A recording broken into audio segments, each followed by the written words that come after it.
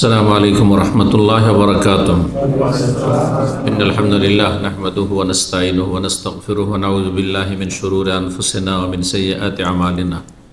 मैं यहदिहिल्लाहु फला मुदिल्ल लहु व मैं युद्लिल फला हादिय लहु व अशहदु अन ला इलाहा इल्लल्लाहु वहदहु ला शरीका लहु व अशहदु अन्न मुहम्मदन अब्दुहु व रसूलुहु सल्लल्लाहु तआला अलैहि व अला आलिहि व सहबिहि व सल्लम तस्लीमन कसीरा।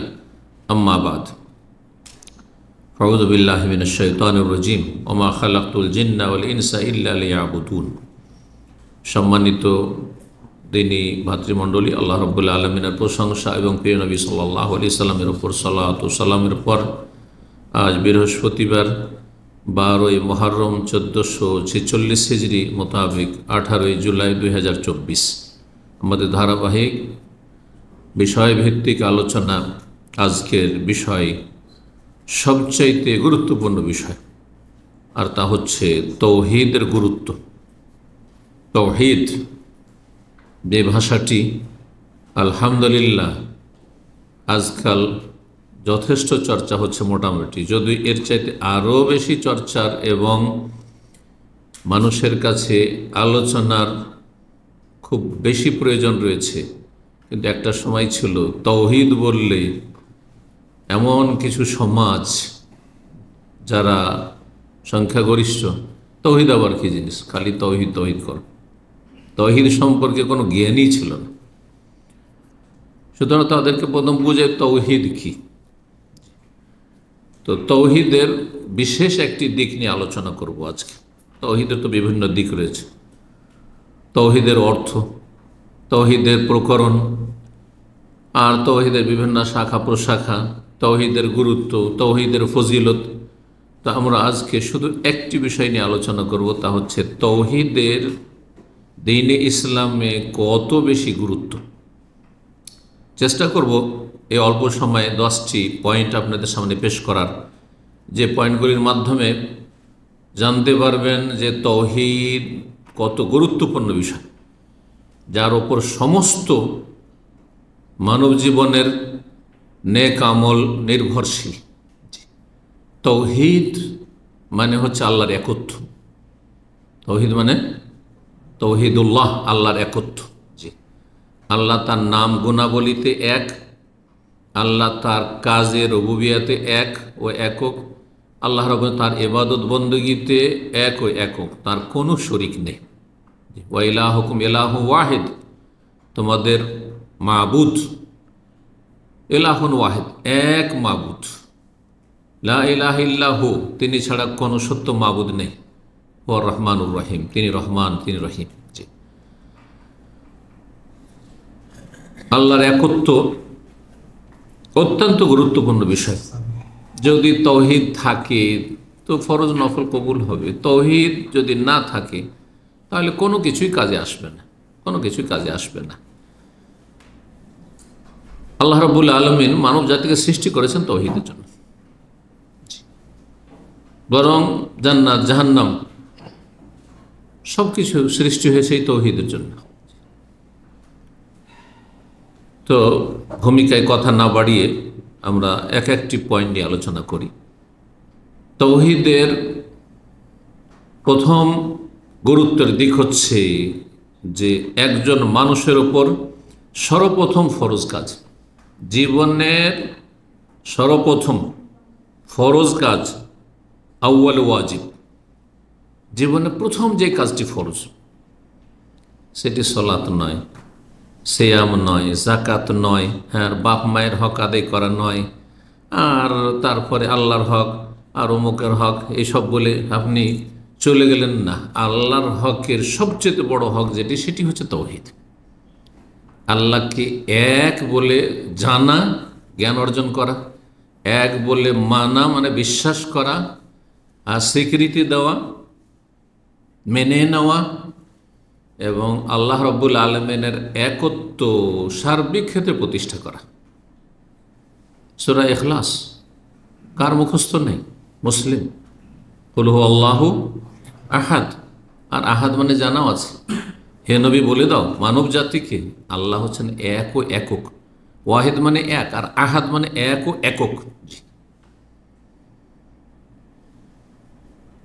তো তৌহিদ মানব জাতির ওপর, শুধু মুসলিমদের ওপর নয়, সমস্ত মানব জাতির ওপর, এমনকি জিনের ওপর, মানুষ এবং জিনের ওপর সবচাইতে গুরুত্বপূর্ণ এবং প্রথম ফরজ হচ্ছে কি?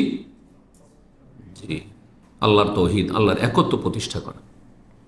কারণ তৌহিদ ভিত্তিক যদি বাকি আমলগুলি হয়, তৌহিদ ভিত্তিক সালাত নামাজ, তৌহিদ ভিত্তিক জাকাত সাদাকাত, তৌহিদ ভিত্তিক রোজা সিয়াম, তৌহিদ ভিত্তিক হজ ওমরা, তৌহিদ ভিত্তিক বাপ মায়ের সাথে সদাচরণ, তৌহিদ ভিত্তিক আল্লাহর একত্ব ভিত্তিক যদি জনকল্যাণমূলক কাজ হয়,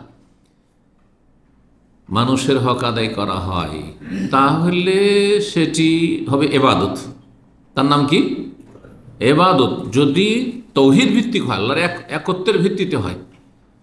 আর এবাদত করলেন হয়তো, মানে নামাজ পড়ছেন, রোজা রাখছেন, জাকাত দিচ্ছেন, দান সাদকা করছেন, জনকল্যাণমূলক কাজ করেছেন, বাপ মায়ের সেবা করছেন,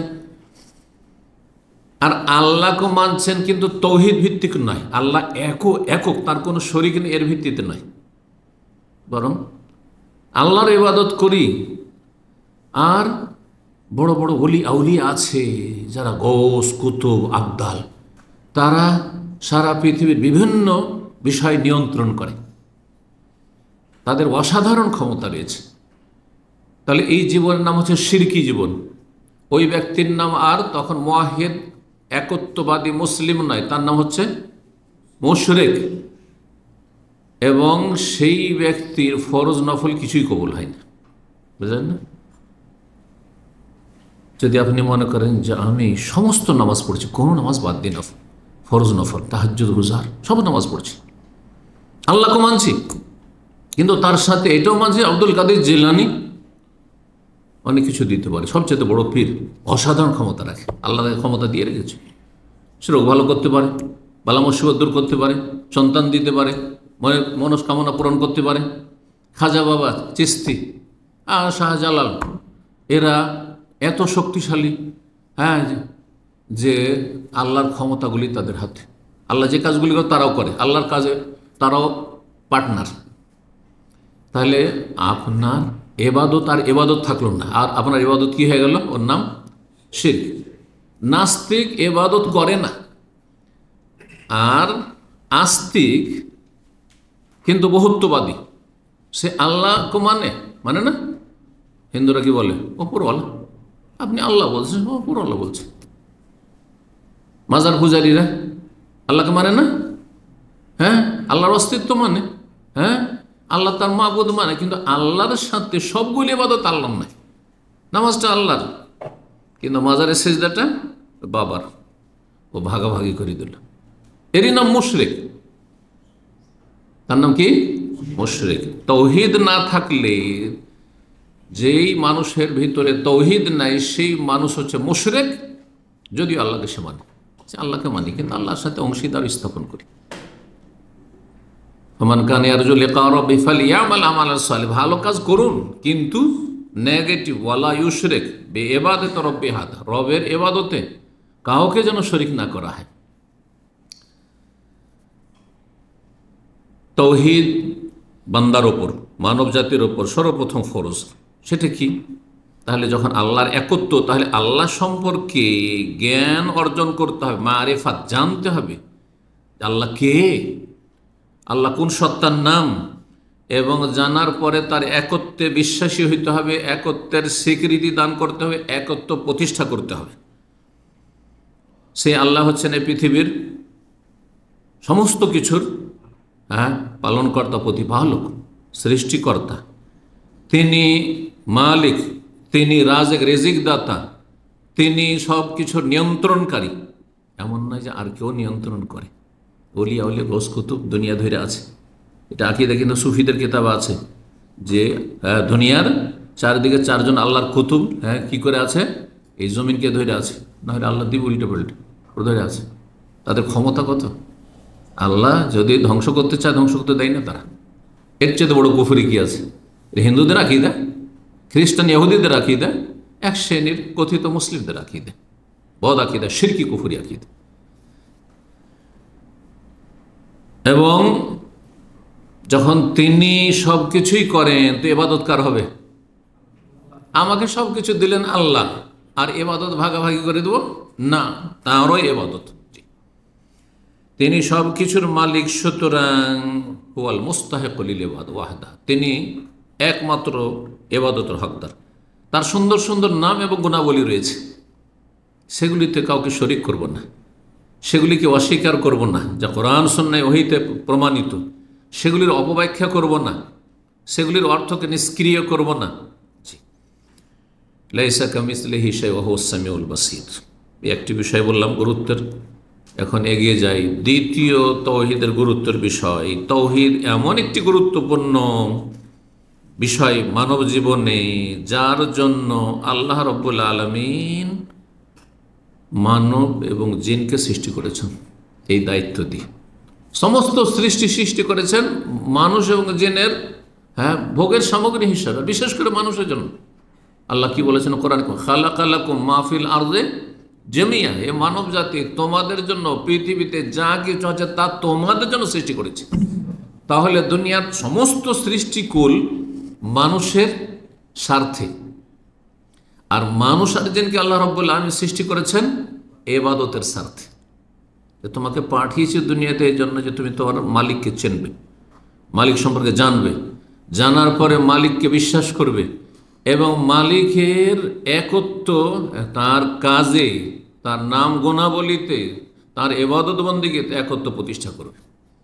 তাওহীদ ভিত্তিক জীবন যাও, যতদিন তোমাকে দুনিয়াতে থাকতে দেব ততদিন একমাত্র তোমার মালিকের ইবাদত বন্দেগী করবে।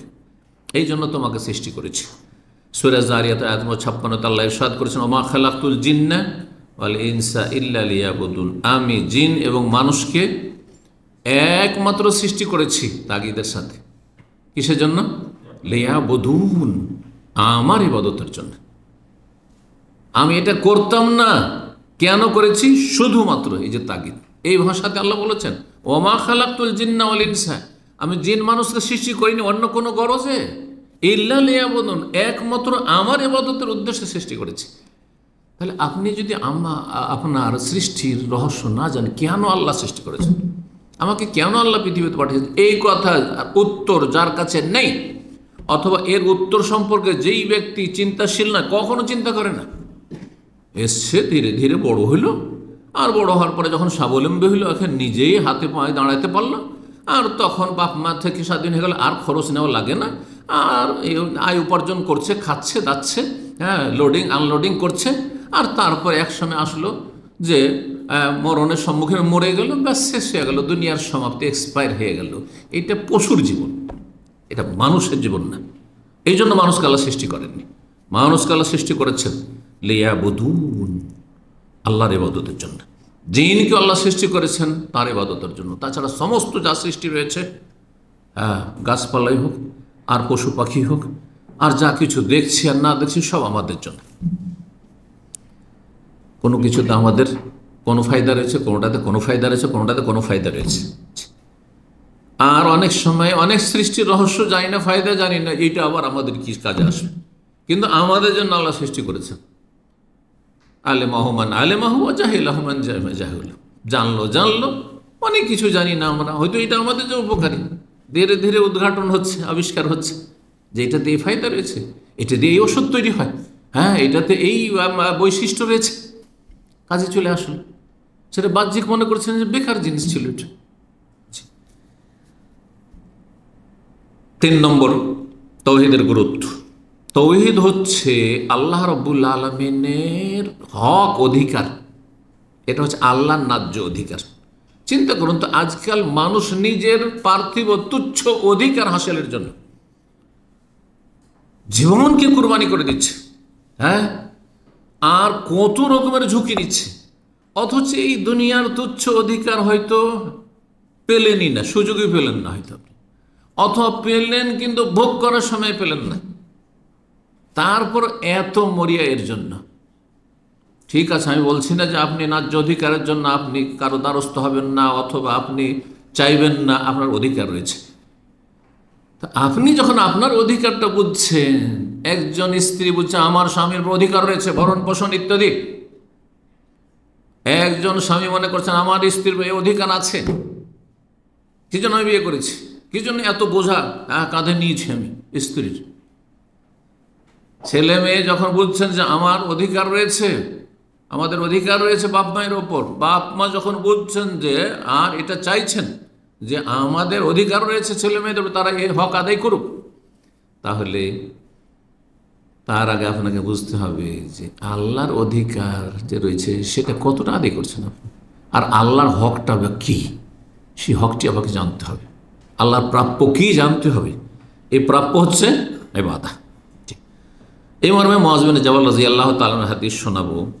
সহিহ বুখারী 2856, সহিহ মুসলিমের হাদিস নম্বর 30। বলছেন তিনি, কুনতু রিদফান নবী সাল্লাল্লাহু আলাইহি ওয়াসাল্লাম, কোন রিওয়ায়াতে রদিফান নবী সাল্লাল্লাহু আলাইহি ওয়াসাল্লাম, নবী সাল্লাল্লাহু আলাইহি ওয়াসাল্লামের উটের পিঠে, বাহনের পিঠে পেছনে বসেছিলাম। কি ছিল সেই বাহনটি? আলা হেমার, গাধা ছিল। কাছে মদিনার অলিতে গলিতে আশেপাশে এই মহল্লাতে ওই মহল্লা গেলে গাধা বা খচ্চরের পিঠে চাপতেন রাসূলুল্লাহ সাল্লাল্লাহু আলাইহি ওয়াসাল্লাম, কখনো ঘোড়ার পিঠে চেপেছে। কিন্তু দূরের সফর হলে, আরব দেশের মরুভূমির জাহাজ হচ্ছে, তখন ওঠ। জি, সেই গাধাটির নাম ওফাইর ছিল। নবী সাল্লাল্লাহু আলাইহি সাল্লামের পেছনে বসে আছেন মুআয। তাহলে কত ঘনিষ্ঠ সম্পর্ক! যার সাথে যত ঘনিষ্ঠ সম্পর্ক তার সাথে তত উঠা বসা, তার গাড়িতে বসা, অথবা তার যদি আপনার মোটরসাইকেল হয়তো তাতে বসা, তাই না? তো ইয়া মুআয, হে মুআয, হাল তাদরি মা হাক্কুল্লাহি আলা ইবাদিহি, তুমি কি জানো যে আল্লাহর হক তার বান্দাদের ওপর? বান্দা মানে সৃষ্টি, বান্দা মানে মানুষ এবং জিন, বাধ্য অবাধ্য যারা, অনগত অবাধ্য সবাই তাতে। বান্দার দুটি অর্থ রয়েছে, একটা হচ্ছে অনগত বান্দা, যারা হচ্ছে সলেহীন, সৎকর্মশীল, ইমানদার মানুষ, যারা বিশ্বাসী মুমিন।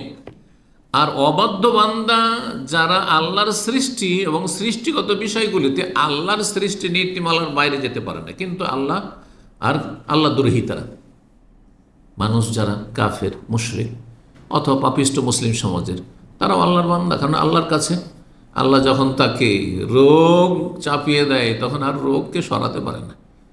দুর্ঘটনায় নিমজ্জিত করে তখন দুর্ঘটনাকে এড়িয়ে যেতে পারে না। হ্যাঁ, আল্লাহ কোনো নিয়ামত যখন ছিনিয়ে নেয় তখন সেটাকে ধরে রাখতে পারে না। তারা সেখানে কিন্তু আল্লাহর গোলামি করছে। কিন্তু যেখানে শরীয়তের হুকুম সেখানে গোলামি করে না, সেখানে অবাধ্য হয়ে যাচ্ছে। তাকে যেখানে স্বাধীনতা দেওয়া হয়েছে আর বলা হয়েছে যে এই ভালো কাজগুলি করো আর মন্দ কাজ দিয়ে বেঁচে থাকো, সেখানে আল্লাহকে মানছে না। এই জন্য এরা আল্লাহ দ্রোহী, হ্যাঁ, আল্লাহর দুশমনীরা। কিন্তু যেখানে নিরুপায় হয়ে যাচ্ছে, অর্থাৎ আমরে কওনি, আল্লাহ যে সৃষ্টিগত নির্দেশের ক্ষেত্রে সেখানে নিরুপায়, মানুষকে শখ করে বিপদের সম্মুখীন হতে চাইবে, অসুস্থ হতে চাইবে। হ্যাঁ, খালি ভালো মানুষেরা মেনে নেয় রোগকে, যে নাস্তিক তাকে মেনে নিতে হয়। হ্যাঁ, মরণকে মেনে নিতে হচ্ছে। আল্লাহর হুকুম এটি, কোন মরে গেল। এই জন্য হুকুম হচ্ছে, আল্লাহর হুকুম হচ্ছে দুই রকম, আমরে কওনি, আমরে শারঈ। আমরে কওনি মানে সৃষ্টিগত নির্দেশ, এখানে সমস্ত সৃষ্টিগুলো আল্লাহর গোলামি করে। আর আমরে শারঈ মানে বিধানগত শরীয়তগত আদেশ নিষেধ, এখানে অনগত বান্দারা, ভালো মানুষরাই আল্লাহর আনুগত্য করে, আর বাকিরা অবাধ্য, আল্লাহ দ্রোহী। আল্লাহর হক সম্পর্কে জানো বান্দার ওপর, ওমা হাক্কুল ইবাদি আলাল্লাহ, আর বান্দারই বা আল্লাহর ওপর হক কি? কেন হক কিন্তু একতরফা হয়নি। হ্যাঁ, যে আপনি বলবেন যে আমার হক আদায় করতে আমার স্ত্রীকে, আর আপনার স্ত্রীর হক আদায় করবেন না, তা আপনি জালেম। ওয়ালিল্লাহিল মাসাল, আল্লাহর জন্য উত্তম দৃষ্টান্ত রয়েছে, উপমা রয়েছে। আল্লাহর যখন হক বান্দার ওপর রয়েছে, তাহলে বান্দারও আল্লাহর ওপর কিছু হক আছে। এই মর্মে জিজ্ঞেস করলেন দুটো কথা। তো প্রথম প্রশ্ন, সাহাবীরা কীভাবে প্রশ্নের উত্তর দিয়ে না জানা থাকলে আমাদের মতন ডানে বামে কোনো রকম করে বুঝিয়ে দিতে হবে। হ্যাঁ, এ কথা বলা যাবে না জানা নেই, অত এ কথা বলা চলবে না, মানহানি হয়ে যাবে, যা ভুল হয়ে গেছে। না, ভুল স্বীকার করার প্রশ্ন ওঠে না। এই দিক থেকে ওই দিক থেকে, না আসলে আমার উদ্দেশ্য এরকম ছিল, আসলে এটা আমি বুঝাতে চেয়েছিলাম, না আসলে মানুষ মাত্র ভুল হয়, এটা বললেও তো অনেক বেশি, এটাও বলতে চাই না। জি, আল্লাহ হেদায়েত দান করুন। জি, বলছেন মুআয রাদিয়াল্লাহু, আল্লাহ ওয়া রাসূলুহু, আর আল্লাহ এবং তার রাসূল বেশি জানেন।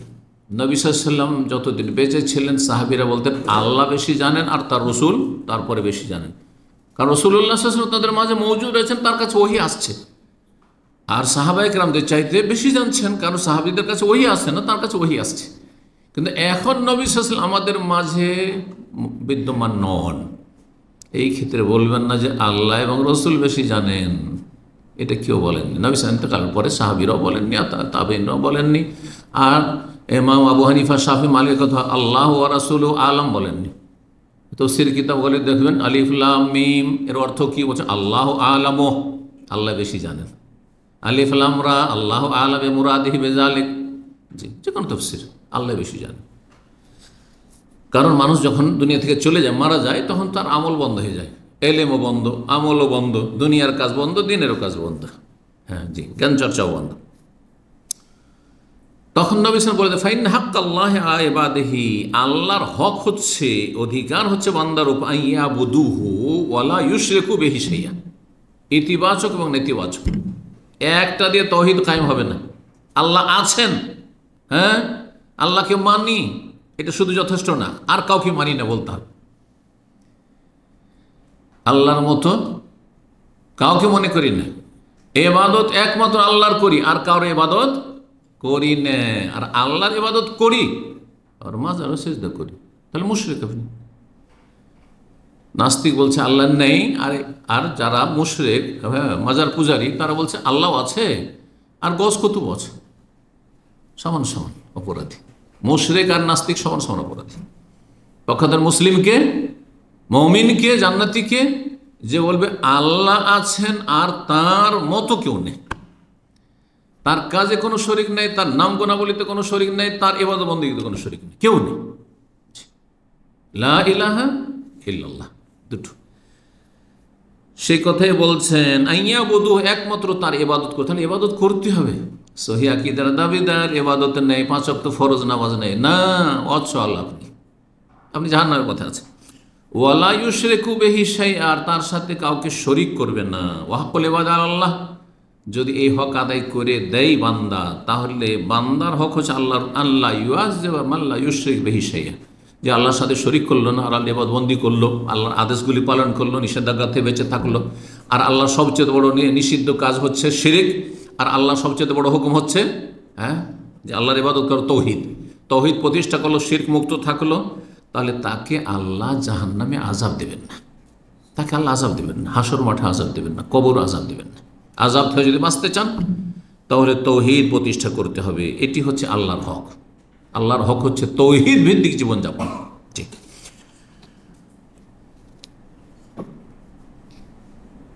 চিন্তা করুন একটি বিষয়, আর প্রতিটি মানুষ নিজ নিজ দায়িত্ব সম্পর্কে কিন্তু অনেক সজাগ, তাই না? আমাদেরকে কেউ সাধারণত যদি সুস্থ মস্তিষ্কের হন আর মানবতা থাকে, আরে ইমান ইসলাম তো আছেই, কিন্তু এমনি মানবতাও যদি থাকে, ধীরে ধীরে ধীরে বড় হচ্ছেন, 10-12 বছরের বাচ্চাও, 13 বছরের বাচ্চাও যতটা জ্ঞান আছে তাতে বুঝছে যে আমার আব্বা আম্মার কথা শুনতে হবে, হ্যাঁ তাদেরকে অসন্তুষ্ট করা যাবে না, হ্যাঁ হ্যাঁ খারাপ কাজ করা যাবে না, খারাপ কথা তাদেরকে বলা যাবে না, বুঝছে। তাহলে সবাই কিন্তু দায়িত্ব সম্পর্কে সচেতন। হাক্কুল আওলাদ, ছেলে মেয়েদের হক বাপ মা বুঝছেন, স্বামীর হক বুঝছেন স্ত্রী, স্ত্রীর হক সম্পর্কে বুঝছেন স্বামী, প্রতিবেশীর হক বুঝছেন, বন্ধু বান্ধবের হক অধিকার বুঝছেন, ফ্যামিলি মেম্বারদের যে হক রয়েছে কার কতটা রয়েছে তা বুঝছেন, আত্মীয় স্বজনদের হক অধিকার বুঝছেন, এমনকি প্রতিবেশী অমুসলিম তাদেরও কিছু অধিকার আমাদের মাঝে, সেগুলোও কিন্তু কমন সেন্সে বুঝছেন। এই বুঝগুলির জন্য পাঠ পড়াইতে হয় না, সামাজিকভাবে বুঝে নেন, পারিবারিকভাবে বুঝে নিচ্ছেন। এই হকগুলো যখন বুঝছেন, অথচ এরা আপনাকে সৃষ্টি করেনি, এরা আপনাকে রোগ থেকে ভালো করেনি, এরা আপনাকে রিজিক দেয় না, খেতে দেয় না, হ্যাঁ বিপদ আপদ থেকে রক্ষা করেন না, এরা আপনার হায়াত মতের মালিক নয়। এদের হক সম্পর্কে এত সচেতন, তাহলে যিনি সব কিছুর মালিক, যিনি আপনাকে সৃষ্টি করেছেন, তার ইবাদতের জন্য তার হক সম্পর্কে কতটা সচেতন আপনি? কেমন মানুষ যে আল্লাহর হক ভুলে যাচ্ছেন, অথচ স্ত্রীর হক, স্বামীর হক, ছেলে মেয়েদের হক, আত্মীয় স্বজনদের হক, এগুলো বুঝছেন আবার, হ্যাঁ কত নির্বোধ আপনি তাহলে। ভালো করে বোঝার চেষ্টা করুন। আল্লাহ রাব্বুল তৌফিক দান করেন।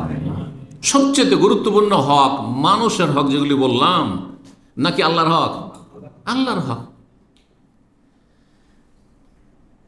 4 নম্বর যে বিষয়টি তৌহিদের গুরুত্বের ক্ষেত্রে, তৌহিদ এমন একটি গুরুত্বপূর্ণ বিষয় যে তার উদ্দেশ্যে, তৌহিদ প্রতিষ্ঠার উদ্দেশ্যে আর তৌহিদের শিক্ষাদানের উদ্দেশ্যে, তৌহিদের প্রচার প্রসারের উদ্দেশ্যে সমস্ত নবী রাসূলগণকে পাঠিয়েছেন। এ তৌহিদকে যদি আউট করে দেন, তাহলে নবী রাসূলরা এসছেন কি কাজে, পাঠিয়েছেন কেন, তাদের উপর আসমানি কিতাবই কেন এসেছে, কেন নূহ আলাইহিস সালামকে আল্লাহ পাঠিয়েছেন 950 বছর? রব্বে ইন্নী দাউতু কওমি লাইলা ওয়া নাহারা, সূরা নূহ বলছে, আল্লাহ এই জাতিকে আমি রাত দিন 24 ঘন্টা তোমার দিকে ডাকলাম, তৌহিদের দিকে ডাকলাম, লা ইলাহা ইল্লাল্লাহর দিকে ডাকলাম। ফালাম ইয়াজিদহুম দুআই ইল্লা ফিরারা, কিন্তু আমার এই 950 বছরের ডাকা তাদের পালায়নকে বৃদ্ধি করলো, আরো বেশি দূরে হয়ে যাচ্ছে, যত ডাকছে তত দূরে হয়ে যাচ্ছে। এত খারাপ জাতি আল্লাহ, 950 বছর, সুবহানাল্লাহ। আর বরদাস্ত হচ্ছে না, 950 বছর পরে শেষ হয়ে গেছে। আল্লাহর কাছে দোয়া করছেন, রব্বি লা তাজারাল আরদা মিনাল কাফিরিনা দিয়ারা, আল্লাহ তোমার জমিনে কোনো কাফেরকে এখানে ছেড়ে দিও না, ধ্বংস করে দাও সেগুলোকে, কাফেরকে ছেড়ে দিও না আল্লাহ। যথেষ্ট হয়েছে। তাহলে সমস্ত নবী রসুল, ইব্রাহিম আলাইহিস সালাম কেন আল্লাহ রসুল করলেন, কেন করেছিলেন? মানবতার শিক্ষা দেওয়ার জন্য শুধু? না, লা ইলাহা ইল্লাল্লাহ, তোমার সৃষ্টিকর্তা কে তোমাকে পাঠিয়েছেন, কেন পাঠিয়েছেন, কি করতে হবে, কেমন জীবনযাপন করতে হবে, এবং চোখের আড়ালে যে পরকাল রয়েছে, মরণের পরের জীবন রয়েছে, সে সম্পর্কে জানিয়ে দেওয়া, যেগুলি মানুষ নিজের জ্ঞান বিবেক দিয়ে আর বিচক্ষণতা জানতে পারে না। যে মরার পরে কি হয় না হয়, জান্নাত আছে, জাহান্নাম আছে, হ্যাঁ, সৃষ্টিকর্তা আছেন, তিনি আমাকে এই উদ্দেশ্যে পাঠিয়েছেন, এগুলি গায়বী আর সব অদৃশ্য। সুতরাং এই সমস্ত কিছু আর সমস্ত কিছুর মূল হচ্ছে তৌহিদ, আল্লাহর একত্ব। আল্লাহর একত্ব এমন একটি বিষয়, সমস্ত নবী রসুলগণের দাওয়াতের মৌলিক বিষয় এই ছিল না যে ব্যভিচার করিও না, এটা ছিল। যেমন আজকাল এক শ্রেণীর পথভ্রষ্টরা রয়েছে, তাদের বিভিন্ন নাম রয়েছে সংগঠনের, তারা বলে দেশ থেকে কি করতে হবে, মদ ঘুষ দূর করতে হবে, হ্যাঁ, সুদ দূর করতে হবে, ইসলামী অর্থনীতি নিয়ে আসতে হবে, আর বেশ্যাখানাকে গুড়িয়ে দিতে হবে। কিন্তু কোনোদিন শুনবেন না যে আল্লাহ ছাড়া অন্যের পূজার যে আস্তানা রয়েছে সেগুলিকে নির্মূল করতে হবে। শুনে লা ইলাহা ইল্লাল্লাহর কথা শুনেছেন? না, শোনেননি। দুর্নীতি দূর করতে হবে। আর সবচেয়ে বড় দুর্নীতি যে মালিককেই চিনল না, যিনি সৃষ্টি করলেন। এর চেয়ে বড় অপরাধ কি হয়? না, সমস্ত নবী রসুলগণের দাওয়াতের মৌলিক বিষয় কি ছিল? মা লাকুম মিন ইলাহিন গায়রু। কোরআনে কারীম পড়ে দেখুন, বিভিন্ন সূরাগুলি, সূরা হুদ, সূরা আরাফ, এই সূরাগুলি পড়ে দেখুন, যেগুলোতে আম্বিয়া রসুলগণের, হ্যাঁ, অনেকগুলি আম্বিয়া রসুলগণের একসাথে দাওয়াতের কথা আলোচনা হয়েছে এবং তাদের জাতির, অবাধ্য জাতির কথা আল্লাহ আলোচনা করেছেন। সেগুলিতে দেখুন আদ সম্প্রদায়, সামুদ সম্প্রদায়, লুত আলাইহিস সালামের সম্প্রদায়, এইরকম ইব্রাহিম আলাইহিস সালামের সম্প্রদায়, মুসা আলাইহিস সম্প্রদায়, যখন যেই নবীকে পাঠিয়েছেন, ওয়াবুদুল্লাহ, আল্লাহর ইবাদত বন্দেগী, মা লাকুম মিন ইলাহিন গায়রু, তোমাদের তার ছাড়া, সেই আল্লাহ ছাড়া কোনো মাবুদ নেই, কোনো সত্য উপাস্য নেই, সব বাতিল এগুলো। শেষ নবী মুহাম্মদ সাল্লাল্লাহু আলাইহি ওয়াসাল্লাম, তাকে কি জন্য আল্লাহ পাঠিয়েছেন? আর কোনখানে গিয়ে মক্কার কাফেরদের সাথে দ্বন্দ্ব শুরু হলো? 40 বছর পর্যন্ত একজন মানুষও তার শত্রু ছিল না, বরং সামান্য কোনো বিদ্বেষ রাখতো না। সবাই তাকে আস-সাদিকুল আমিন বলে মেনে নিয়েছিল 40 বছর পর্যন্ত। 63 বছরের মধ্যে 40 বছরই এইভাবে কেটে গেল। সবচেয়ে ভালো মানুষ যদি ওই মক্কার কাফেরদের জিজ্ঞাসা করে, কে তোমাদের মধ্যে, এক বাক্য সবাই বলতো, একজন ভিন্ন কোনো মত পোষণ করতো না, তিনি হচ্ছেন মুহাম্মদ রাসূলুল্লাহ সাল্লাল্লাহু আলাইহি ওয়াসাল্লাম। কিন্তু যখন আল্লাহর দ্বীনের মৌলিক বিষয় বললেন, ইয়া আইয়ুহান নাস, হে মক্কার মানুষরা, হে মানব সকল, কুলু লা ইলাহা ইল্লাল্লাহ, বলো আল্লাহ ছাড়া কোনো সত্য মাবুদ নেই। এসব দেবদেবীর পূজা চলবে না, লাত উজ্জা মানাত হোবালের পূজা চলবে না, এসব চলবে, 360টা মূর্তি চলবে না, হ্যাঁ, এগুলি ধর্মকর্ম নয়, এগুলি ধর্মের নাম অধর্ম। তুফলিহু, লা ইলাহা ইল্লাল্লাহ বলো, ঘোষণা করো। আরবদের মাতৃভাষায় কলেমা ছিল, আমাদের মতো তারা পাগল ছিল না, অনারবদের মতো, যে এদিকে লা ইলাহা ইল্লাল্লাহর জিকিরও ছাড়ছে আর এদিকে মাজারে সিজদাও করছে। হ্যাঁ, না না, তারা বুঝতো যে লা ইলাহা ইল্লাল্লাহ বলা মানে জীবনে বিপ্লব নিয়ে আসে, ইনকিলাব, পুরো চেঞ্জিং, পরিবর্তন। তার মানে মুহাম্মদ সাল্লাল্লাহু আলাইহি ওয়াসাল্লাম এই কথা বলতে চাইছেন যে আল্লাহ ছাড়া কোনো সত্য মাবুদ নেই। মানে আমাদের বাপ দাদারা যে এইসব 360টা মূর্তি কাবার চারদিকে স্থাপিত করেছে, এগুলি আমাদের নিজের হাতে গুড়িয়ে দিতে হবে, ধ্বংস করে দিতে হবে। আর বাপ দাদার ধর্ম ভ্রান্ত ধর্ম ছিল। হ্যাঁ, তাহলে বাপ দাদা গাল দিচ্ছে মোহাম্মদ। হ্যাঁ, তারপর আমাদেরকে বোকা নির্বোধ মনে করছে, আমরা কিছু বুঝি না। তারপরে আমরা সবাই যে ধর্ম পালন করি ওই একা নতুন কথা বলছে, সংখ্যাগরিষ্ঠতা আর সংখ্যালঘু, এই ফর্মুলা বাতিলপন্থীদের। দল ভারী আমাদের বাতিলপন্থীদের, এটা হচ্ছে যুক্তি। আর একটা হচ্ছে যে বাপ দাদা তারা আমাদের সাথে বিচক্ষণ ছিল না। সবাই বলি হ্যাঁ, বাপকে শ্রদ্ধা করি, দাদাকে শ্রদ্ধা করি, তারা আমার চাইতে বিচক্ষণ ছিল, আমার চাইতে শক্তিশালী ছিল। হ্যাঁ, সুতরাং তারা কি করে বলবো যে তারা ভুল পথে ছিল? হ্যাঁ, এত বড় বড় মুরব্বীরা ছিল, হুজুররা, তারা বুঝে না? আপনি কোত্থেকে বুঝলেন? আপনি বলছেন না বাতিলপন্থীরা। এইটাই মক্কার কাফের মুশরিকদের কথা ছিল, যার ফলে তারা ধ্বংস হয়েছে আর জাহান্নামের ইন্ধন হয়েছে। সতর্ক, সাবধান। সমস্ত রসুলকে আল্লাহ পাঠিয়েছেন কি নিয়ে? এর দলিল বলছিলাম, মা লাকুম মিন ইলাহিন গায়রুহু বললাম। আরও শোনেন সূরা নাহলের 36, আল্লাহ বলছেন লাকাদ বাআসনা ফী কুল্লি উম্মাতিন রাসূলা, নিঃসন্দেহে প্রত্যেক উম্মতে একজন করে রসুল পাঠিয়েছে, প্রত্যেক যুগে যুগে রসুল পাঠিয়েছেন। 1400 বছর আগে শেষ রসুল পাঠিয়ে সমাপ্তি ঘটিয়ে তো খাতামুন নবিয়্যিন দিয়ে আর কোনো নবী রসুল আসবে না। শেষ রসুল সারা বিশ্বের জন্য যে দিন ইসলাম দিয়ে গেছেন এবং সারা বিশ্বের মানবতার জন্য তাকে প্রেরিত করা হয়েছে রহমতুল্লিল আলামিন করে, তার দিনের খাদেম হিসাবে কাজ করতে হবে ওলামাদেরকে, ওলামা ওয়ারাসাতুল আম্বিয়া, তাদেরকে দিনের দাওয়াত করে যেতে হবে। নবীদের কাজ নায়েবে রসুল তারা, যদি সত্যি কোরআন সুন্নাহর অনুসারী তারা হইতে হবে। আল্লাহ আমাদের সকলকে তৌফিক দান করেন। প্রত্যেক জাতিতে একজন করে রসুল পাঠিয়েছি যুগে যুগে। কি উদ্দেশ্যে? এই মর্মে, আনে আবুদুল্লাহ, এই কথা বলে সবাইকে বলেছি আল্লাহর ইবাদত করো, ওয়াজতানিবু তাগুত, এবং আল্লাহ ছাড়া অন্যের পূজা থেকে বেঁচে থাকো, উপাসনা থেকে বেঁচে থাকো, তাগুত থেকে বেঁচে থাকো। আর তাগুতের বিস্তারিত ব্যাখ্যার সংক্ষিপ্ত ব্যাখ্যা হচ্ছে আল্লাহ ছাড়া কারো সামনে ঝুঁকা যাবে না, আল্লাহর হক কাউকে দেওয়া যাবে না, আল্লাহর হক কাউকে দেওয়া যাবে না। আল্লাহর হক কাউকে দিয়ে দেওয়া মানে সীমা লঙ্ঘন। আর তাগুত, হ্যাঁ, তাগায়াত থেকে মানে সীমা লঙ্ঘন করা। আপনি সীমা লঙ্ঘন করলেন না।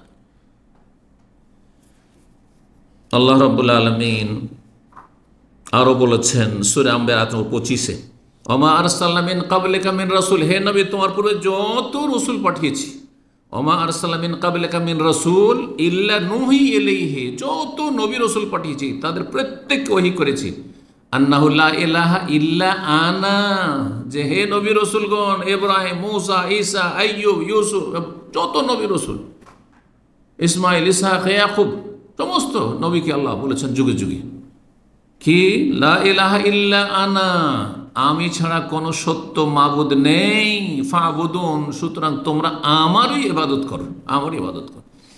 এই বাক্যটি সমস্ত নবী রাসূলগণ উচ্চারণ করেছেন এবং এটি ছিল তাদের দাওয়াতের মৌলিক বিষয়। শাখা প্রশাখা ভিন্ন ছিল। আমাদের 5 ওয়াক্ত সালাত রয়েছে, তাদের অন্য, আমাদের সালাতের সংখ্যা যেটা রয়েছে তাদের সালাতের সংখ্যাতে, নামাজের রাকাতের সংখ্যাতে কম বেশি ছিল, কিছু ইবাদতের পদ্ধতিতে কম বেশি ছিল, পার্থক্য ছিল। তাদেরও সিয়াম ছিল কিন্তু তাদের সিয়ামের পরিমাণ ইত্যাদি নিয়ম নীতিমালাতে পার্থক্য ছিল। তাদেরও দান সাদকা ছিল কিন্তু জাকাতের যে পরিমাণ আমাদের সেটা থেকে ভিন্নতা থাকতে পারে। সেই যুগে আম্বিয়া রাসূলগণ হজ করেছেন, উমরা করেছেন, কিন্তু তাতে নিয়ম কানুনে কিছু মাসলা মাসাইলে পার্থক্য থাকতে পারে। কিন্তু মৌলিক বিষয়ে সকল আম্বিয়া রাসূলগণের দাওয়াত হচ্ছে এক, সেটি হচ্ছে লা ইলাহা ইল্লাল্লাহ, তাওহীদ। সমস্ত নবী রাসূলগণকে পাঠিয়েছেন। এই জন্য সমস্ত নবী রাসূলের দোয়া, সবচেয়ে উত্তম দোয়া কি জানা আছে? হাদিসটি আরাফার দিন সম্পর্কে নবী সাল্লাল্লাহু আলাইহি ওয়াসাল্লাম বলতে বলেন, খায়রুদ দুআই ইয়াউম আরাফা, সবচেয়ে উত্তম দোয়া হচ্ছে আরাফার দিনের দোয়া। ওয়া খায়রু মা কুলতু আনা ওয়ান নাবিয়্যুনা মিন ক্বাবলি, সবচেয়ে উত্তম দোয়া, উৎকৃষ্ট দোয়া যেটি আমিও বলছি আর আমার পরে যত নবী রাসূল সবাই বলেছেন, সেটি হচ্ছে কালিমাতু লা ইলাহা ইল্লাল্লাহু ওয়াহদাহু লা শারীকা লাহু লাহুল মুলকু ওয়া লাহুল হামদু ওয়া হুয়া আলা কুল্লি শাইইন কাদির। সবগুলি তাওহীদ আর তাওহীদ, তাওহীদ আর তাওহীদ। নবী সাল্লাল্লাহু আলাইহি ওয়াসাল্লাম 40 বছর বয়সে নবী হলেন, শত্রুতা শুরু হলো কাফেরদের। 13 বছর মক্কায় থাকলেন। 13 বছরের মধ্যে শেষ দিকে গিয়ে নামাজের বিধান, কোনো ফরজ তখন পর্যন্ত আসে না, জাকাত না, রোজা না, হজ না, পর্দা, সবগুলি মাসলা মাসাইল, হালাল হারামের মেলা মাসলা মাসাইল সব কিছুই কোথায় নাজিল হইল? মদিনায়। কিন্তু মক্কায় 13 বছর ধরে লা ইলাহা ইল্লাল্লাহ, কারণ এটি হচ্ছে আসল। লা ইলাহা ইল্লাল্লাহ যদি ঠিক না হয়, তাওহীদ ঠিক না হয়, তো এই মুশরিকের নামাজ পড়িয়ে লাভ নেই, মুশরিকের রোজা রাখিয়ে লাভ নেই, মুশরিকে হজ উমরা করে, আমরা তো হজ উমরা করতো, পরম্পরা করতো, আগে থেকেই করতো। হ্যাঁ, মুশরিক কাবার খেদমত করে কোনো লাভ নেই, মুশরিক বাপ মায়ের খেদমত করে কোনো লাভ নেই, শেষকালে জাহান্নামে যাবে। জি।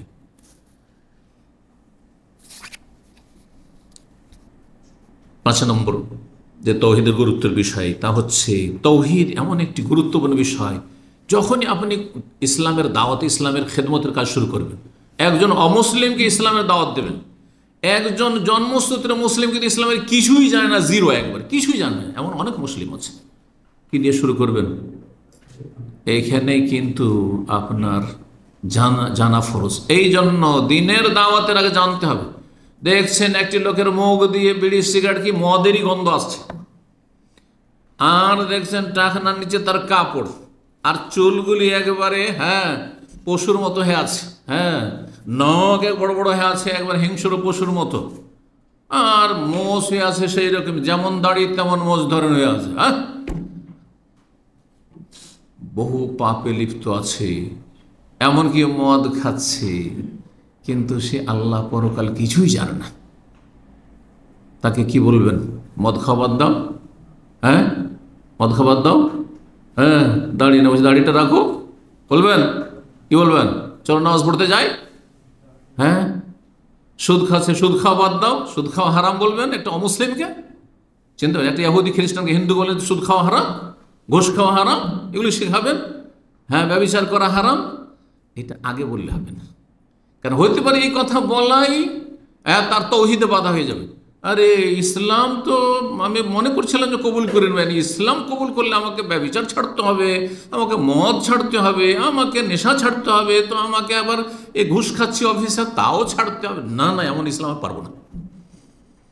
অনেক মূর্খ লোক, একটা অমুসলিম সঙ্গী সাথী সঙ্গী আছে, ইসলামের দাওয়াত হতে দিয়ে দিয়েছে, আবেগী ইসলামের দাওয়াত দিয়েছে, বলছে চলো ইসলামিক সেন্টারে, আর ইসলাম কবুল করলে তোমাকে কিন্তু কি করতে হবে, কাট করতে হবে, খাতনা করতে হবে। আরে এই বয়সে 30-40 বছর বয়সে খাতনা করতে হবে? না না না না না, আমি ইসলাম আর কবুল করবে না। অথচ তার বিশ্বাস হয়ে গেছিল যে আমি ইসলাম কবুল করব। আপনার মূর্খামির কারণে সে জাহান্নামে চলে গেল। সেটা যদি শর্তও লাগাইতো আপনাকে যে আমি মুসলমান হব, কিন্তু আমি খাতনা করতে পারবো না, আমার খুব ভয় লাগছে, অসুবিধা নেই, জাহান্নাম থেকে তো বাঁচো। কারণ তুমি বিনা খাতনাতেও যদি মরে যাও, স্থায়ী জাহান্নামী হবে না, যদি তোমার তৌহিদ ঠিক থাকে, 5 ওয়াক্ত সালাতটা ঠিক হয়ে যায় কমপক্ষে তৌহিদের পরে, তাহলে তুমি স্থায়ী জাহান্নামী হবে না। একটা হারাম নাজায়েজ কাজ আছে, তাতে সতর্কতা অবলম্বন করে যদি পেশাব পরিষ্কার করে নিতে পারো তো ভালো কথা, আর না হলে পেশাব থেকে গেলে সেখানে আরও গুনাহ বাড়তে থাকবে। কিন্তু সেই ব্যক্তি বলতে পারেন তুমি স্থায়ী জাহান্নামী হয়ে যাবে পেশাবে জান, এই কথা বলতে পারেন না। কথা বলছেন না? বুঝছেন না? তাহলে তৌহিদের দাওয়াত প্রথম হবে। এর দলিল যত সাহাবায়ে কেরামদেরকে বিভিন্ন জায়গায় বিভিন্ন সময় নবী সাল্লাল্লাহু আলাইহি ওয়াসাল্লাম পাঠিয়েছেন ইসলামের মেসেজ নিয়ে, যাও ইসলামের শিক্ষা দাও। কি বলেছেন? আগে মানবতার কথা বলবে, ভালো চরিত্রের কথা বলবে। এগুলো আজকাল কিন্তু এক শ্রেণীর লোকেরা মানবতার কথা বলতে হবে, আখলাক চরিত্র নিয়ে আলোচনা করতে হবে, নবীর মহব্বত নিয়ে আলোচনা করে, নবীর মহব্বত অবশ্যই আলোচনা করতে, তার আগে আল্লাহর মহব্বতের কথা আলোচনা করতে। আর আল্লাহর মহব্বতের দাবি কি? যে আল্লাহর গুণ, আল্লাহর কাজ, আল্লাহর হক কাউকে দেবো না, কিঞ্চিত পরিমাণে দেবো না। এটা হচ্ছে আল্লাহর মহব্বত। তো এই জন্য দাওয়াত শুরু করতে হবে লা ইলাহা ইল্লাল্লাহ তৌহিদ দিয়ে। এ কথা বললে হবে না। আজকাল কিন্তু বিদাতি দায়ীদের বা বিদাতি বক্তাদের লক্ষণ হচ্ছে, আরে তৌহিদের কথা বললে মানুষের মাঝে ঘৃণা ছড়াবে, তৌহিদের কথা বললে মানুষ দূরে সরে যাবে, এই জন্য তৌহিদের কথা আগে বলিয়েন না। এখন একটু দূর থেকে বলবেন, আর একটু গঠনমূলক কথা বলবেন, খুব চমৎকার চমৎকার ভাষা, একটু মানবতার শিক্ষা দেবেন, আখলাক, আমলের শিক্ষা দেবেন। এসব কথা আমাদের তবলিগি ভাইরা আর আমাদের জামাতি ইখওয়ানি ভাইরা, এদের কাজ হল এটা না, এগুলো শিক্ষা দেন। আগে লা ইলাহা ইল্লাল্লাহ বলেন না, যে এটা শিরক, ওটা বলেন না, এটা তৌহিদ, এটা শিরক, কথা বলেন না। না হইলে ঘৃণা ছড়াবে, এই ভাষাগুলি তারা প্রয়োগ করে, ঘৃণা ছড়াবে না, আউযু বিল্লাহ। তাই নবী সাল্লাল্লাহু আলাইহি ওয়াসাল্লাম দীর্ঘ 13 বছর মক্কাতে ঘৃণাই ছড়িয়েছেন না, না আল্লাহর দিন প্রতিষ্ঠা করেছেন। এইটাই আল্লাহর দিন। আল্লাহর দিন প্রতিষ্ঠা মানে গদি দখল করাও নয়, আর আল্লাহর দিন প্রতিষ্ঠা মানে স্ত্রী, ছেলে মেয়ে, পরিবার পরিজন, বাপ মা সবকে ছেড়ে দিয়ে একবারে চলে যাওয়া, এক দেশ থেকে এক দেশ চলে যাওয়া, একবারে চিল্লায়, এর নাম ইসলাম প্রতিষ্ঠা নয়। ইসলাম প্রতিষ্ঠা হচ্ছে তৌহিদ প্রতিষ্ঠা, লা ইলাহা ইল্লাল্লাহ। আল্লাহর হক কাউকে দেওয়া যাবে না, আল্লাহর হক আল্লাহর জন্য রাখতে হবে। জি। তো নবী সাল্লাল্লাহু আলাইহি ওয়াসাল্লাম বিভিন্ন সময় পাঠিয়েছেন। শুধু একটি ঘটনা বলি, যখন ইয়ামান দেশ বিজয় হলো, নবী সাল্লাল্লাহু আলাইহি ওয়াসাল্লাম ইয়ামান দেশে গভর্নর করে পাঠিয়েছিলেন একজন সাহাবীকে, নাম জানা আছে, এই মুআয রাদিয়াল্লাহু তাআলা আনহু। বললেন নবী সাল্লাল্লাহু আলাইহি ওয়াসাল্লাম, বুখারী মুসলিমের হাদিস, প্রায় হাদিসের কিতাব, হাদিসটি খুব প্রসিদ্ধ হাদিস, ইন্নাকা তাতি কওমান মিন আহলিল কিতাব। সেই যুগে ইয়ামান দেশে যথেষ্ট ইহুদিরা আর খ্রিস্টানরা বাস করত, ইহুদিরা বাস করতো সেই যুগে আপনার ইয়ামানে, সান্না আর আদান ওই দিকটাই, আর খ্রিস্টানরা বাস করতো নাজরানে, আর নাজরানটা ওই দিকে, আর তখনকার যুগে ওই দিকটা পুরোটাকেই ইয়ামান বলা হইত। তো এই সমস্ত বিস্তর অঞ্চলের জন্য গভর্নর করে যখন পাঠালেন মুআয রাদিয়াল্লাহু তাআলা আনহুকে, তাকে গভর্নর বানালেন, তাকে মুআল্লিম হিসাবে, শিক্ষক হিসাবে, তাকে সেখানকার বিচারপতি হিসাবে এবং মুফতি হিসাবে। তখনকার শাসকরা এমনটা হইত, সে শাসকই মুফতি, সে শাসক হচ্ছে চিফ জাস্টিস, আর সেই শাসক হচ্ছে বিজ্ঞ আলেম, দায়ী ইলাল্লাহ, সব কিছুই তিনি। জি, এইরকম কোয়ালিটির শাসক হইতে হবে যে দিন দুনিয়া তার কাছে দুটোই থাকবে। আল্লাহ আমাদের তৌফিক দান করে, আমাদের পাপের কারণে এই দুর্দশা হয়েছে। জি। তো বললেন যে তুমি এমন একটি জাতির কাছে যাচ্ছ, তার আহলে কিতাব, তাদের কাছে ধর্ম কর্ম সম্পর্কে কিছু তো নলেজ আছে, যার নলেজ আছে তার সাথে অন্য ভঙ্গিমায় কথা হইতে হবে, নাহলে শুধু এই মানে এত সোজা মনে করলে হবে না। আর যার কিছুই যায়, প্রাথমিক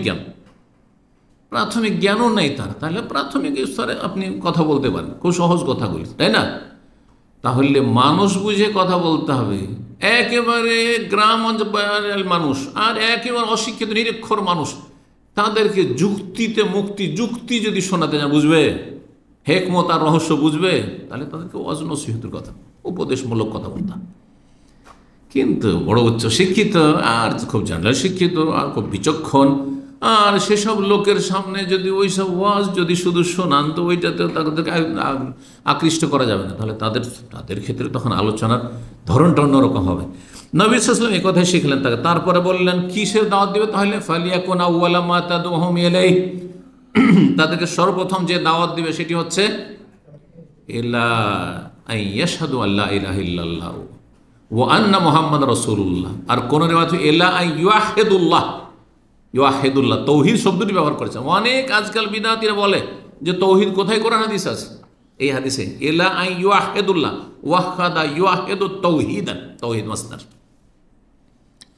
তারা যেন তৌহিদ পথে সহিহ বুখারীর 7372 নম্বরে ফালিয়াকুন আউওয়ালা মা তাদউহুম ইলা আইয়ুহিদুল্লাহ, আল্লাহর তৌহিদ যেন প্রতিষ্ঠা করে, এর জন্য দাওয়াত দেবে।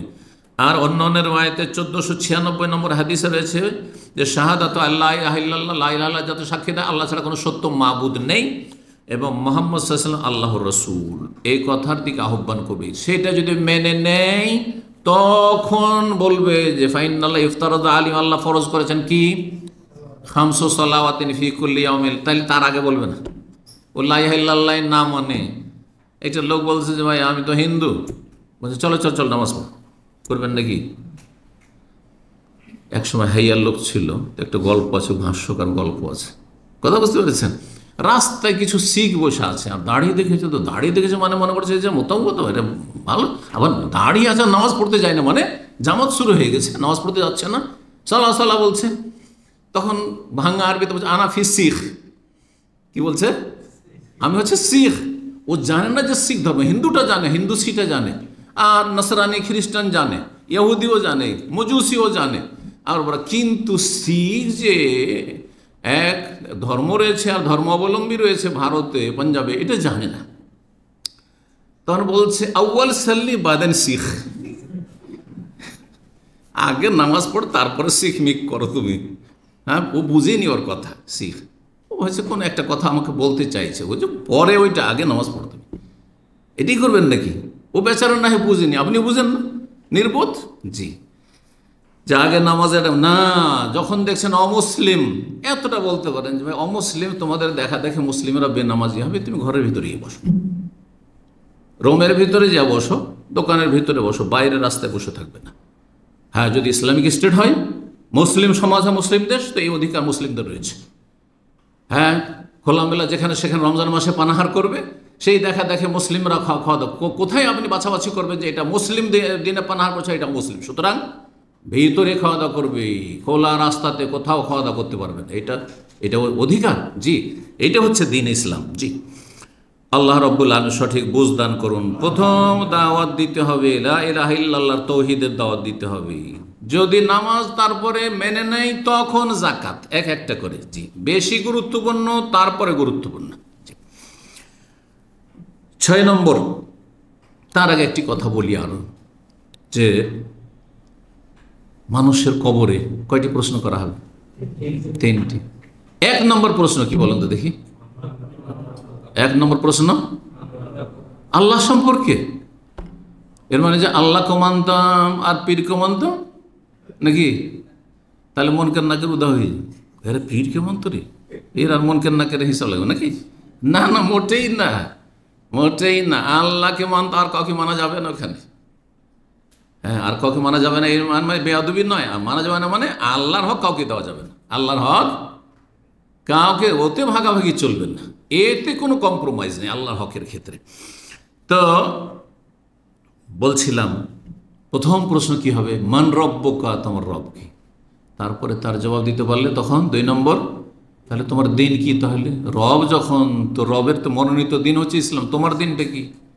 2 নম্বরে যদি ইসলাম বলতে পারেন, পাশ করেন। আর পাশ করতে তখনই পারবেন যখন ইসলাম পালন করেছেন, ফরজ ওয়াজিব আদায় করেছেন, আপনি অন্তত ছিলেন, সর্বনিম্ন অন্তত মুসলিম ছিলেন, আপনি ঈমান ভঙ্গ করেননি।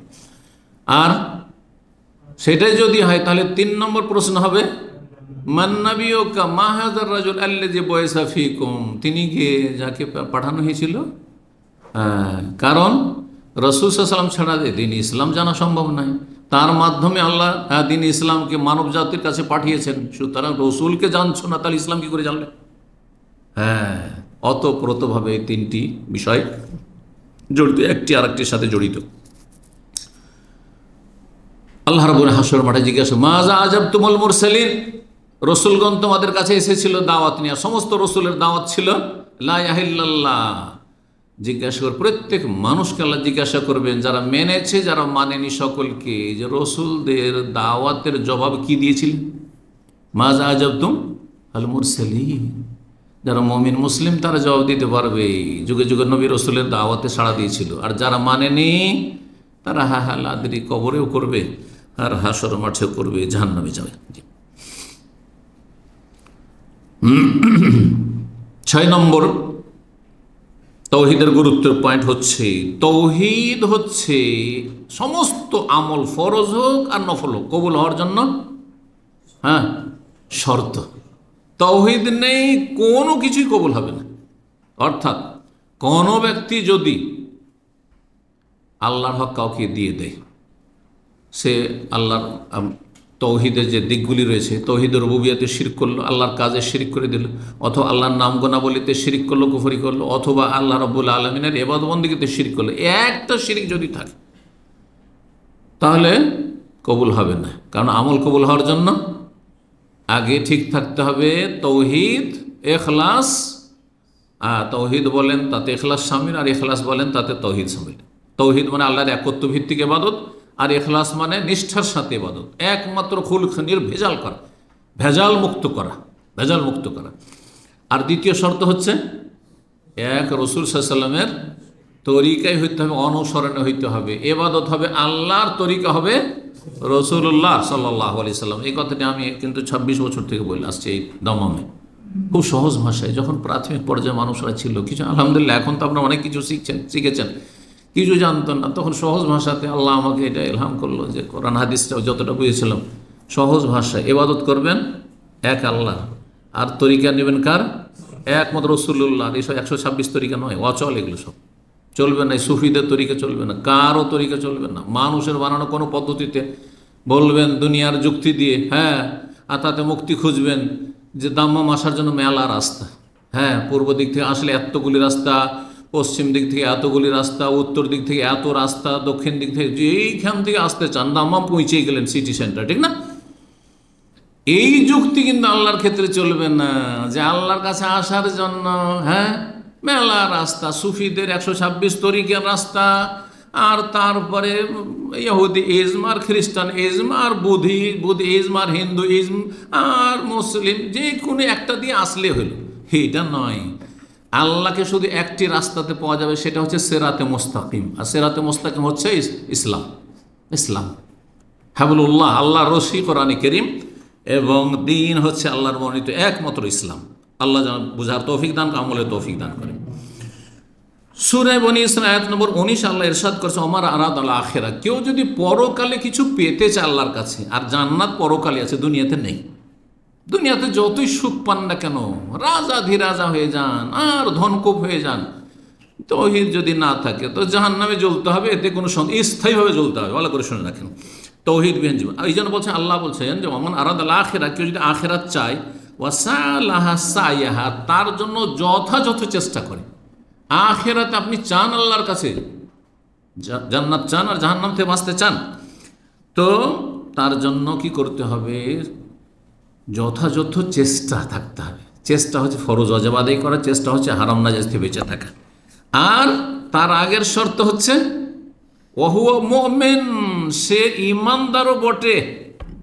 মুমিন আর ঈমানদার মানে মুওয়াহহিদ, তৌহিদবাদী। ঈমান, তৌহিদ ছাড়া ঈমান হয় না, তৌহিদ ছাড়া ইসলাম হয় না। কারণ ঈমান ইসলামে যখন তৌহিদ না থাকে, তখন তার নাম হয়ে যায় শিরক, তার নাম হয়ে যায় কুফর।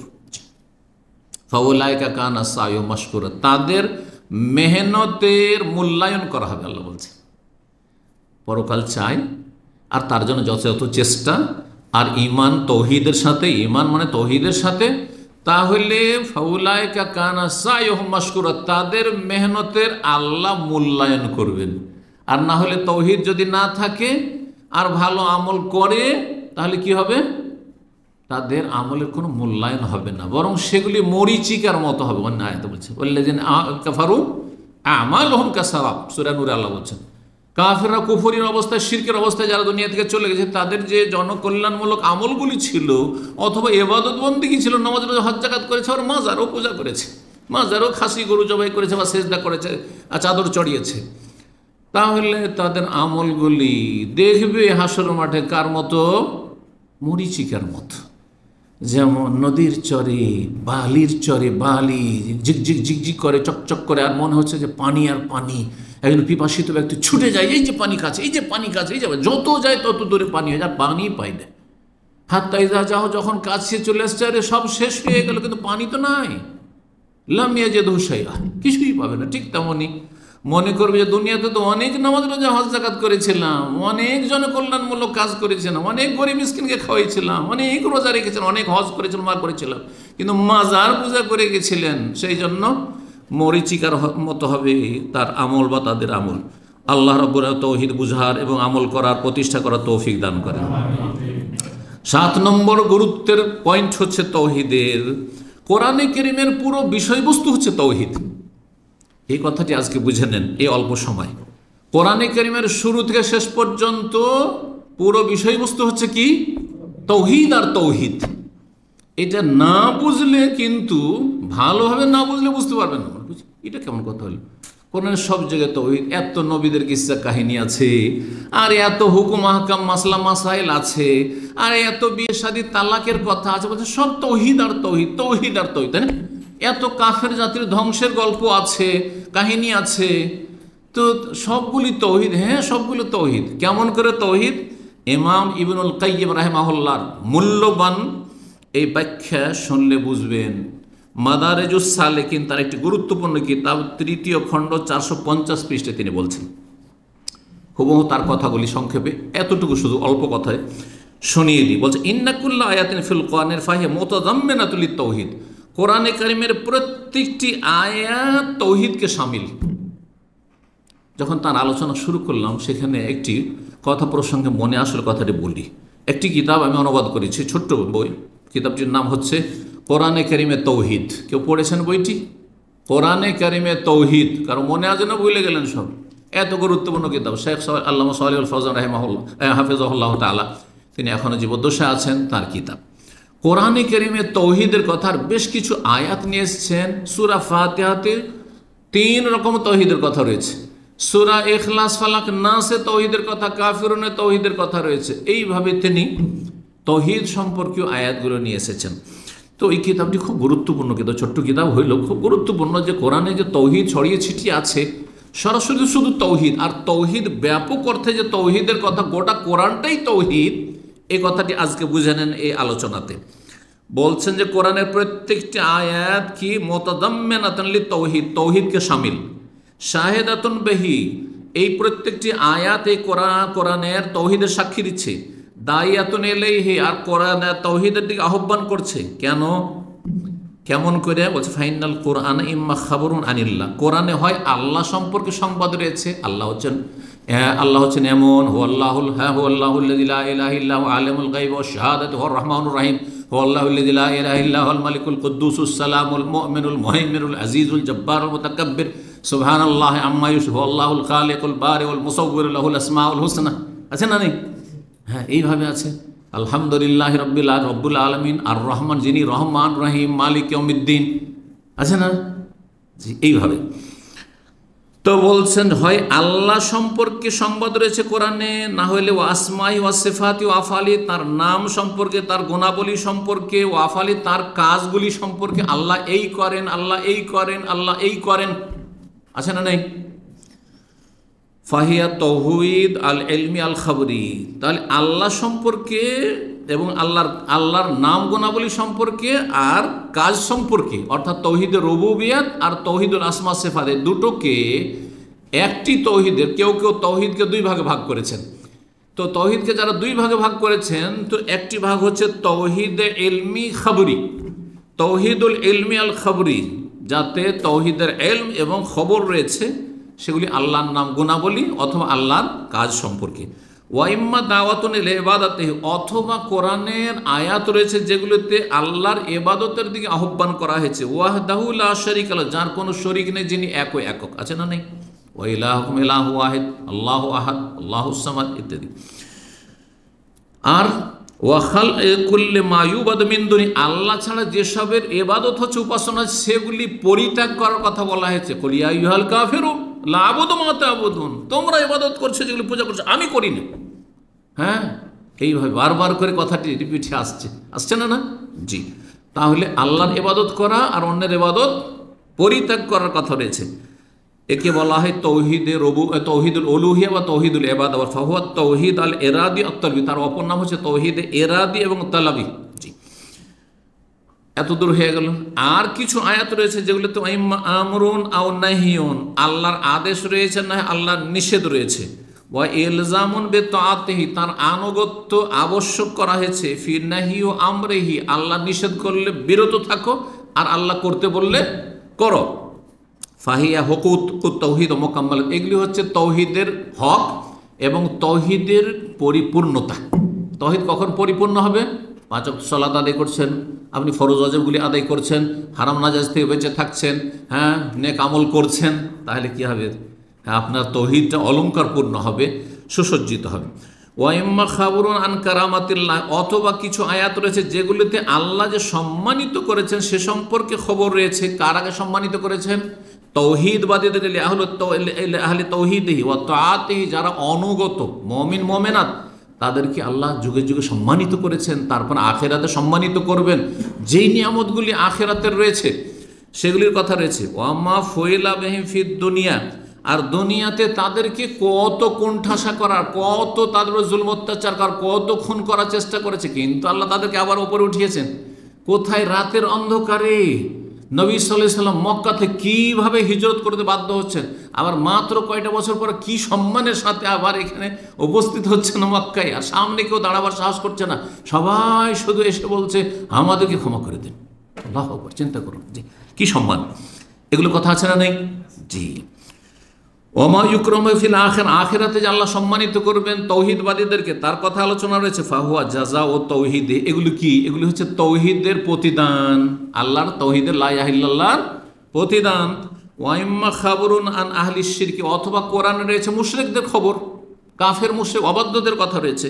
ওমা ফুইলা ফিদ দুনিয়া, দুনিয়াতে তাদের মিনান নাকাল, যে আযাব শাস্তি দেওয়া হয়েছে যুগে যুগে। আদ সম্প্রদায় ধ্বংস করে, সামুদ জাতিকে ধ্বংস করা হয়েছে, লুতের জাতিকে ধ্বংস করা হয়েছে, আর মুসা আলাইহিস সালামের ওই সেই ফেরাউনের সেনাবাহিনীকে ধ্বংস করা হয়েছে, এগুলো কথা আছে না নাই? মক্কার কাফেরদেরকে ধ্বংস করা হয়েছে, তাব্বাত ইয়াদা আবি লাহাব, এগুলো কথা রয়েছে। ওমা ইয়াহুল্লু বিহিম ফিল উকওয়াফিল মিনাল আযাব, আখিরাতে যে কাফের মুশরিকদের জন্য, অবাধ্যদের জন্য, লা ইলাহা ইল্লাল্লাহ তৌহিদকে যারা অস্বীকার করেছে তাদের জন্য কঠিন শাস্তি রয়েছে, তার কথা রয়েছে। ফাহুয়া খাবরুন আম্মান খারাজান হুকমিত তৌহিদ, যারা তৌহিদের বিধান থেকে বেরিয়ে গেছে, হ্যাঁ তৌহিদের বিধানের সাথে বিদ্রোহ ঘোষণা করে, তাদের সম্পর্কে আলোচনা। ফাল কোরআন কুল্লুহু ফিত তৌহিদ, সুতরাং কোরআন গোটাটাই হচ্ছে তৌহিদ। তৌহিদ না হয় তৌহিদের পরিপূর্ণতা, না হয় তৌহিদ যারা প্রতিষ্ঠা করেছে তাদের প্রতিদান, তৌহিদ যারা অবজ্ঞা করেছে, অস্বীকার করেছে তাদের কঠিন শাস্তি দুনিয়া এবং আখিরাতে ইত্যাদি। তৌহিদের কথা কোরআন গোটা গোটা কোরআনে কারিমে রয়েছে। হুকুকিহি ওয়া জাযাইহি ওয়া ফি শানি, শিরক সম্পর্কে আলোচনা রয়েছে, আর যারা মুশরিক তাদের সম্পর্কে আর তাদের শাস্তি সম্পর্কে আলোচনা রয়েছে। কয়টি পয়েন্ট হইল? হ্যাঁ হ্যাঁ কয়টি হয়েছে? 7টি হয়েছে না? 8 নম্বর সংক্ষেপে এগুলো বলে নেব, কারণ সময় আমাদের শেষের দিকে। প্রথম 1 নম্বরে কি বলেছিলাম মনে আছে? সর্বপ্রথম ফরজ, হ্যাঁ মানব জীবনের সর্বপ্রথম ফরজ কাজ কি? তাওহীদ। আর এই 8 নম্বর বলল সবচেয়ে বড় ফরজ, তাওহীদ হচ্ছে সবচেয়ে বড় ফরজ। আপনি আপনার জীবনে প্রথম লা ইলাহা ইল্লাল্লাহ শিরক থেকে বাঁচবেন আর তাওহীদ কায়েম করবেন, নাকি আগে নামাজ পড়বেন, আগে রোজা রাখবেন, কোনটা করবেন? আগে শিরক মুক্ত হইতে হবে। একটা অমুসলিম যখন আসবে, আগে ওকে কলমা পড়াবেন না, চল নামাজটা পড়ে আসি পরে কলমা পড়াচ্ছি, হ্যাঁ? তো সবচেয়ে বড় ফরজ কি? যখন সবচেয়ে বড় ফরজ, তাহলে তার নেকিও সবচেয়ে বড়। এই জন্য একটি হাদিসে রয়েছে যে হাসরের মাঠে লা ইলাহা ইল্লাল্লাহর একটা ছোট্ট কার্ড থাকবে, সেই কার্ডে লা ইলাহা ইল্লাল্লাহ লেখা আছে এক পাল্লাতে, আর আরেক পাল্লাতে হ্যাঁ সমস্ত তার গুনাহগার কি হবে? লা ইলাহা পাল্লাটা ঝুঁকে যাবে, ভারী হয়ে যাবে। যত বড় ফরজ তত তাতে নেকিও বেশি, তাতে নেকিও বেশি। জি, এই জন্য শিরক মুক্ত ব্যক্তি যদি আমল কমও থাকে, কোন রকম 5 ওয়াক্ত ফরজ, 5 ওয়াক্ত ঘাটতি থাকলে হবে না। 5 ওয়াক্ত ফরজটা আদায় করেছে, 17 রাকাত পড়েছে, সুন্নত পড়েনি, তাহাজ্জুদও পড়েনি, কিছু পড়েনি, কিন্তু শিরক করে না। আর আরেকজন লোকের নামাজের পাহাড় আছে কিন্তু শিরক আছে, বড় শিরক, তাহলে তো স্থায়ী জাহান্নামী। ছোট শিরক আছে, তাবিজ আছে, তোমার আছে, বালা আছে, টাকা আছে, আর আল্লাহ ছাড়া অন্যের কসম, মায়ের কসম, বাপের কসম, হ্যাঁ এইসব করেছে। এই যে করেছে, এই লোকের নামাজের পাহাড় থেকে, রোজা হজ জাকাতের পাহাড় থেকে ওই তৌহিদবাদী লোকের পাল্লার সাথে পাল্লা দিতে পারবে না হাসর মাঠে। ওই শুধু তার ফরজটা অত ঠিক ছিল, বেশি নেক আমল ছিল না। এর বোঝা গেছে তৌহিদ কত গুরুত্বপূর্ণ বিষয়। তৌহিদ থাকলে একদিন না একদিন জান্নাত পাবে, আর যদি তৌহিদ না থাকে তাহলে কোনোদিন জান্নাত পাওয়া যাবে না। 9 নম্বর বিষয়, জান্নাত জাহান্নামের বাজার আল্লাহ কেন তৈরি করেছেন? কেন তৈরি করেছেন? এই তৌহিদের জন্য। কারণ জান্নাত কোনোদিন ধ্বংস হবে না, জাহান্নাম কোনোদিন ধ্বংস হবে না, এইটা হচ্ছে আহলে সুন্নাত ওয়াল জামাতের আকীদা। আর অন্য অপরাধী যদি হইতো তাহলে হ্যাঁ হাজার হাজার বছর বা শত শত বছর জাহান্নাম থাকতো, তারপর জাহান্নামের কোনো প্রয়োজন নেই, কারণ পানিশমেন্ট হয়ে গেছে। হ্যাঁ, যাবজ্জীবন চিরকালের জন্য শাস্তি একমাত্র কার জন্য? জাহান্নামের শাস্তি কার জন্য? কাফের মুশরিকের জন্য, তাওহীদ যারা প্রতিষ্ঠা করেনি। চোর ডাকাত চিরকাল জাহান্নামে থাকবে না যদি তার তাওহীদ ঠিক থাকে।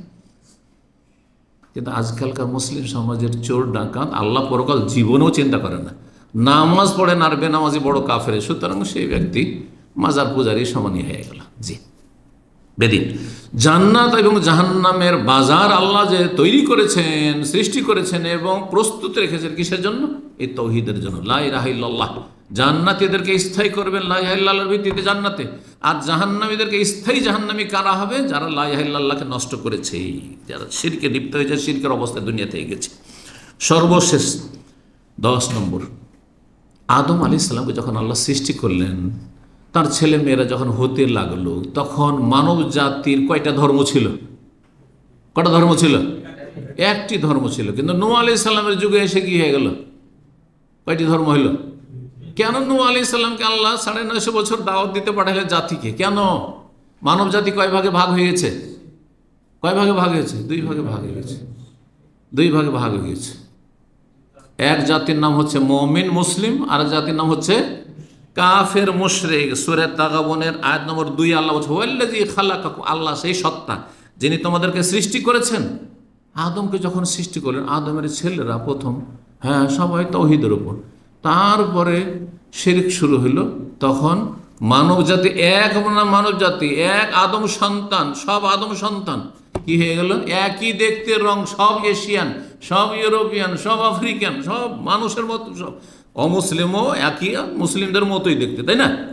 কিন্তু চিন্তা করেন, এক দলের নাম হয়ে গেল মুমিন, আরেক দলের নাম হয়ে গেল কাফের। তাহলে মানব জাতির বিভক্তির মূল কারণই হচ্ছে তাওহীদ। তাওহীদকে সমস্ত মানুষ যদি মেনে নিত, তাহলে নাম কিন্তু একটি থাকতো, কাফের নামটি আসতো না, মুশরিক নামটি আসতো না। আল্লাহ বলছেন, আল্লাহ তোমাদেরকে সৃষ্টি করেছেন এক মানুষ আদম থেকে, তারপরে ফামিনকুম কাফির অমিনকুম মুমিন, তোমাদের কেউ কাফের হয়ে গেল এক জাতি, আর এক জাতি হচ্ছে মুমিন ইমানদার। এইভাবে আদম সন্তান দুই ভাগে বিভক্ত হয়েছে লা ইলাহা ইল্লাল্লাহর ভিত্তিতে। লা ইলাহা ইল্লাল্লাহ যারা মেনেছে তারা হচ্ছে মুমিন মুসলিম, আর যারা মানেনি তারা হচ্ছে কাফের মুশরিক। আল্লাহ রাব্বুল আমাদেরকে দ্বীন-ই ইসলাম বুঝার, তাওহীদ বুঝার এবং তা প্রতিষ্ঠা করার সার্বিক জীবনে তৌফিক দান করেন। সমস্ত রকম শিরক বিদআত থেকে আর পাপাচার থেকে আল্লাহ বাঁচিয়ে রাখেন। আর তাওহীদ দুর্বল হওয়ার কারণে মানুষ পাপে লিপ্ত হয়। যার তাওহীদ যত শক্তিশালী, সেই ব্যক্তি তত পাপ মুক্ত। এইভাবে তাওহীদকে বুঝতে হবে, যেটা আর একটি আলোচনার প্রয়োজন রয়েছে। আল্লাহ রাব্বুল আমাদেরকে নেক আমলে তৌফিক দান করেন, হারাম নাজায়েজ থেকে বেঁচে থাকার তৌফিক দান করেন, এবং তাওহীদকে সুন্দর করার আল্লাহ তৌফিক দান করেন। ওয়া সাল্লাল্লাহু আলা নবিয়িনা মুহাম্মদ ওয়া আলা আলিহি ওয়া সাহবিহি আজমাইন।